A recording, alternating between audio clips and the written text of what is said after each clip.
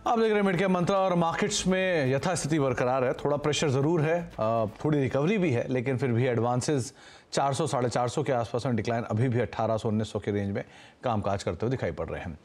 एक और important update, जहां पर एशिया के बाजारों में बेस मेटल की कीमतों में जोरदार उछाल है। सिर्फ एल्यूमिनियम में ही नहीं, 5% की तेजी देखने को मिल रही है। वहीं कॉपर, जिंक, निकेल समेत सभी मेटल्स की चमक बढ़ रही है। क्या है इस तेजी के कारण, बताने के लिए मनीषा मैम हमारे साथ मौजूद भी हैं। तो मनीषा मैम, किस तरह के ट्रिगर्स?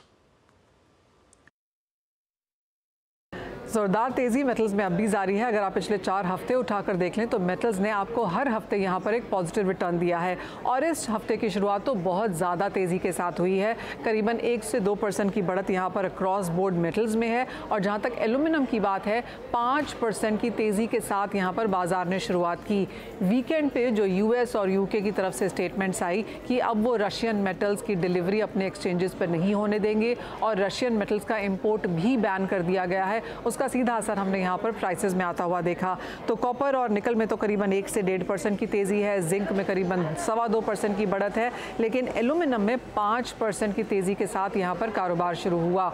अगर आप LME वेयर हाउसेस को देखें तो एल्यूमिनियम 91% जो एल्यूमिनियम वेयर हाउसेस में है वो रशिया की तरफ से आया है। 60% जो कॉपर है वो भी रशियन ओरिजिन का है और करीबन 35-36% जो निकल पड़ा है LME वेयर हाउसेस पे उसका ओरिजिन भी यहाँ पर रशिया है। तो क्लियरली अगर रशिया यहाँ पर बाजार से हट जाता है तो आप शायद यहाँ पर इन्वेंट्रीज में गिरावट आता हुआ देख सकते हैं, जो बाजार ने एज अ सेंटिमेंट यहाँ पर प्राइस इन भी कर लिया है।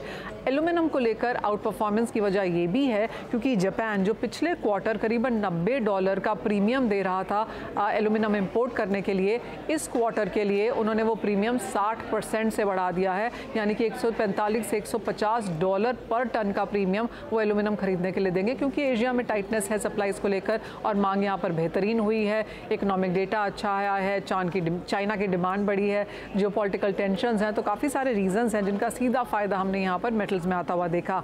अब आज का दिन तो तेज़ी का है ही, लेकिन बाजार को लगता है कि यहाँ से भी एल्यूमिनियम के प्राइसेस आउट परफॉर्मेंस और भी दिखा सकते हैं और ख़रीदारी की राय इन स्तरों से भी मेटल्स में बाकी है।